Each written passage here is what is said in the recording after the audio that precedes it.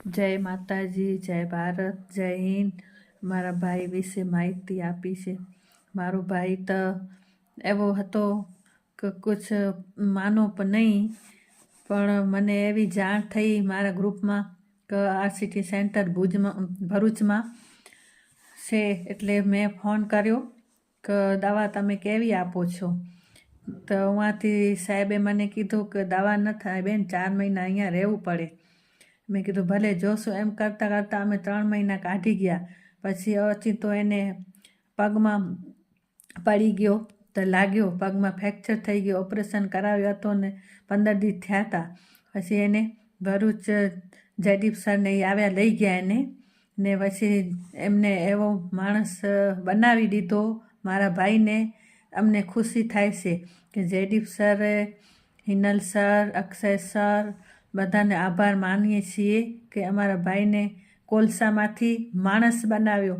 કે અમારો ભાઈ એવો હતો, અમને રાતે ન સુવા દે, ન ખાવા દે, ન પીવા દે. 15-16 વર્ષનો એનો વ્યસન હતો, વ્યસનમાં સંકળાયેલો હતો સંગતથી. હવે અમારો ભાઈ બરોબર થઈ ગયો. અમને બહુ આનંદ થાય છે, ખુશી થાય છે કે અમારો ભાઈ પહેલાં હતો એવો જ એવો થઈ ગયો. હવે જયદીપ સરનો આભાર માનીએ, બહુ આનંદ થાય છે. જયદીપ સર, હિનલ સર, અક્ષર સર, બીજા બધા સર, એમનું ભલે મને નામ નથી આવતું, બધાનો આભાર માનીએ છીએ કે મારા ભાઈને માણસ બનાવ્યો ને એનો મસ્ત બનાવી દીધો એમને.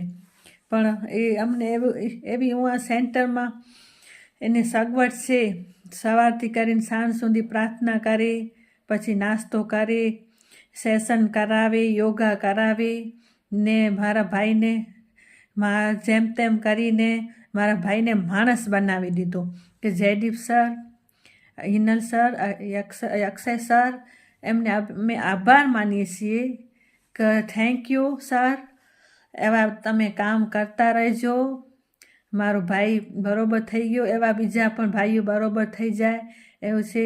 કે આરસીટી સેન્ટર એક મંદિર છે, એવું નથી કે સેન્ટર છે, એવું નથી માનતા અમે એવું માનીએ છીએ કે આ એક મંદિર છે. મંદિરમાં જઈને મારો ભાઈ મસ્ત થઈ ગયો ને એમનો આભાર માનીએ છીએ.